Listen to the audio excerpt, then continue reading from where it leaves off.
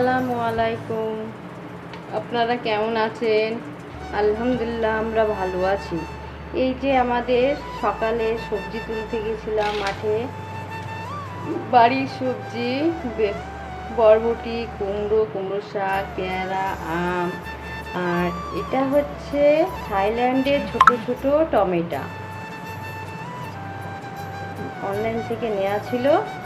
চাষ করা হয়েছে, চাষ থেকে সুন্দর সুন্দর আমরা টমেটো পেয়েছি। দেখতে একদম পুরো লাগছে খেজুরের মতো, কিন্তু খেতে একদম দেশি টমেটোর মতো।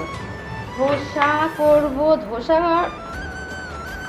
সাম্বার ডালটা করা আছে, একটু ধোসা করব, তরকারিটা করব। তার জন্য আলু কেটে নিচ্ছি। খোসা সমেত দিলেও অসুবিধা নেই, কারণ পরে খোসাটা ছাড়িয়ে নিতে পারবো। ভালোভাবে ধুয়ে নিলাম। আর এই গরমের দিনে ধোসা খুবই ভালো লাগে। সাম্বার ডালটা তো আরও খেতে, পেটের দিকেও ভালো, হালকা পাতলা। আর আমার ছেলে তো খুবই পছন্দ ধোসা খেতে। 3বার ধোসা দাও, 3বারই দেবে না। ঠিক আছে, আলুটা সিদ্ধ হোক ততক্ষণ।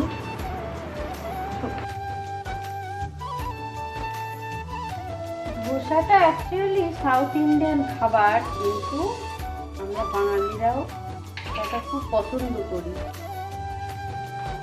জানি না কে কে পছন্দ করে কি না, কিন্তু আমরা তো খুবই ভালো খাই, আমাদের খুবই ভালো লাগে। এটা খেলে গরমের দিনে খুবই উপকার।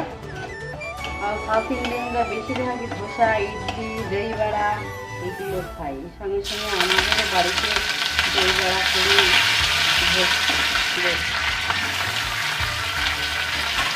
ভালো লাগে।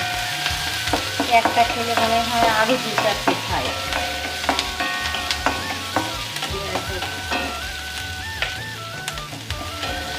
বানানো একেবারেই খোঁজা।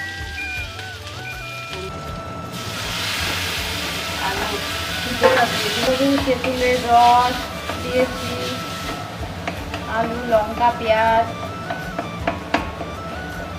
কারি পাতা। এদিকে হচ্ছে বাদাম, নারিকেলের চাটনি। তড়কা দেওয়ার জন্য প্রথমে এটা অন করলাম।